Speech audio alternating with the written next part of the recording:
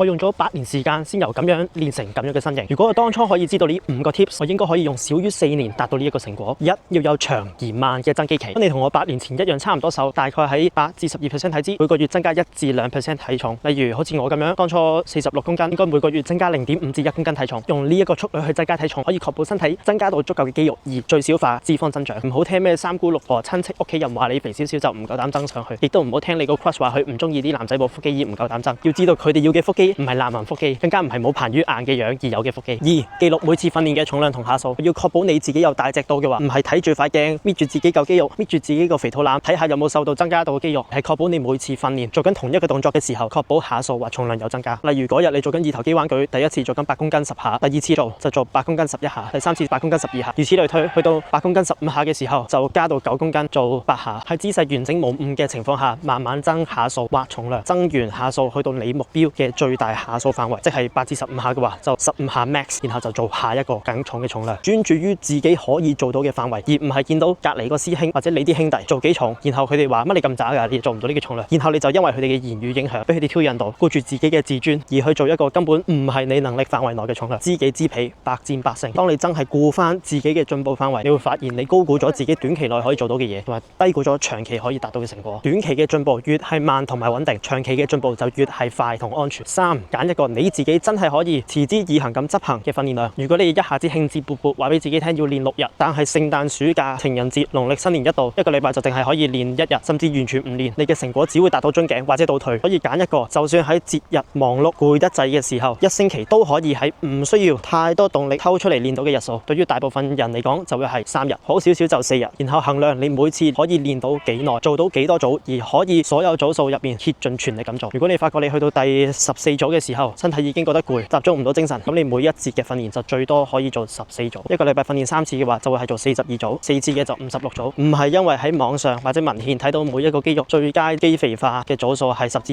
20組，就安排每次訓練20幾組、30幾組。如果你每一次都係做20幾組、30幾組，但你身體根本康復唔到，或者唔可以喺每一個動作增加到下數或者重量，咁無論文獻寫幾多組數都唔關你事。你自己嘅身體或者你嘅時間表根本唔容許你做咁多組，可以持續做到幾多得幾多。我而家1星期只係做總共60組啫，每次訓練10至12組，5至7個動作，每個動作1至2組。以前我跟過嘅一個教練 Jimmy 試過1星期淨係叫我操4日，每次操12組，一個禮拜淨係操48組。我嗰陣時覺得太少，然後自己就去加下數，但係個進步都唔及佢俾我嘅課表照跟嘅進步多。之後我又跟過另一位教練，1星期俾我做85組，每次操個半鐘至到3粒鐘。我發現我嘅下數重量唔單止冇乜點增加，我嘅人仲越嚟越攰，越嚟越飽，越嚟越唔想操，工作嘅表現都開始下滑，因為冇精神。我依家嚟咗英國，我就按翻自己嘅康復能力同埋時間表嚟安排訓練。1星期5日對我嚟講啱啱好，所有動作嘅重量下數一路加緊冇停過，個人都仲係好精神。每次訓練1小時至1小時15分鐘就夠啦。4，早間休息要足夠。之前我喺香港嘅時候讀書做嘢，下下都覺得時間唔夠用，想喺最短時間內做最多嘅嘢，就會做一堆嘅強化技巧 ，drop set、try set、giant set，短時間堆砌容量，但最後發現下數重量全部都加唔到上去，肌肉好似漲到，但係個人越嚟越攰。然後減脂期嘅時候發現嗰啲肌肉根本就唔喺度，增加咗嘅只係碳水化合物，即係肌肉糖原同埋水分。而家呢一啲強化技巧全部都唔做，淨係做 straight set， 一組留0至2下，做到接近或達到力竭，唞1至3分鐘。單邊嘅二頭肌動作就1分鐘，其他複合動作大部分都係2至3分鐘。如果去到 squat 或者 RDL 嘅話，就唞5分鐘。寧願做1至2組，早間休息唞2至5分鐘，而下數重量都可以增加上去，都唔好做4組，早間休息1分鐘，然後下數組數增加唔到上去。